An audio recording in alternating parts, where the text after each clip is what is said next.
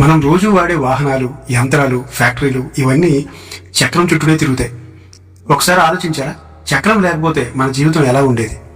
మన జీవితం చక్రాల చుట్టూ తిరుగుతుంది. కార్లు, బైకులు, మిషన్లు, ఫ్యాక్టరీలు ఇవన్నీ చక్రం యొక్క ప్రతిఫలాలు.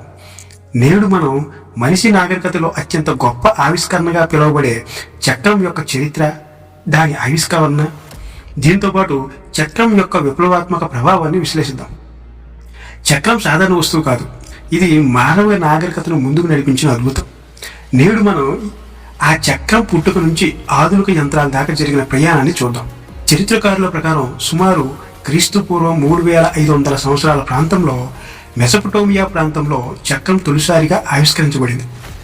సుమారు క్రీస్తు పూర్వం 3500 ప్రాంతంలో మెసొపొటేమియా ప్రజలు మొదటి చక్రాన్ని తయారు చేశారు. అప్పట్లో చక్రాన్ని ట్రాన్స్పోర్ట్ కోసం కాదు, పోటరీ అంటే మట్టితో కుండలు తయారు చేయడానికి ఉపయోగించారు. 300 సంవత్సరాల తర్వాత ఈ చక్రాన్ని రథానికి జోడించడం ప్రారంభమైంది.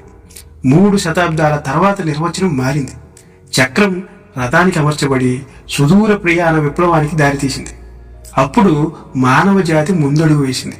చక్రం కదిలింది, నాగరికత కూడా కదిలింది. చక్రం ఒకటే కాదు, వీల్ అండ్ యాక్సెల్ అనే కాంబినేషన్ కూడా విప్లవాత్మకం. యాక్సెల్ లేకుండా చక్రం పనిచేయదు. చక్రాన్ని ఒక నిర్జీవ పృష్ఠపై అమర్చితే అది కదలదు, కానీ యాక్సిల్తో కలిపితే రోలింగ్ మోషన్ కలిగి వస్తుంది. ఈ కాన్సెప్ట్ తర్వాత ఇంజనీరింగ్, వాహన విజ్ఞానం, యంత్రాంగ రూపకల్పన అంతా దీని మీద ఆధారపడి అభివృద్ధి చెందింది. ఇది మానవాళికి వాహనాల రూపకల్పనకు, పరిశ్రమల అభివృద్ధికి ప్రధాన పునాది అయ్యింది. చక్రం వలన మనుషుల జీవితంలో సంభవించిన మార్పులు అద్భుతమైనవి. చక్రం వల్ల వచ్చిన మార్పులు విపరీతమైనవి. భారీ సరుకులు సులభంగా తరలించబడ్డాయి. వ్యాపారం అభివృద్ధి చెందింది. రాజకీయం, యుద్ధ రంగంలో వేగం పెరిగింది. రవాణా సులభమైంది. వ్యాపారం విస్తరించింది. యుద్ధ రంగంలో రథాలు వేగంగా కదిలి శక్తికి చిహ్నాలయ్యాయి. వ్యవసాయంలో బుల్లక్ కార్ట్స్ రైతుల జీవితాన్ని మార్చేశాయి. వ్యవసాయ రంగంలో బుల్లక్ కార్ట్స్ వంటి పరికరాలు రైతులకు సహాయపడ్డాయి. ఇండస్ట్రీల్లో గేర్ వ్యవస్థలు, మోటార్లు, యంత్రాంగాలు ఇవన్నీ చక్రం మీదే ఆధారపడ్డాయి. చక్రం లేకుండా పరిశ్రమల విప్లవం ఊహించడం అసాధ్యం. పురాతన నాగరికతల్లో కూడా చక్రానికి ఉన్న ప్రాముఖ్యత అమోఘం. ఈజిప్టులో రథాలు ఫిరో శక్తికి గుర్తుగా మిగిలాయి. ఇండస్ వ్యాలీ సివిలైజేషన్లో వాహన చక్రాల ఆకృతులు కనిపిస్తాయి.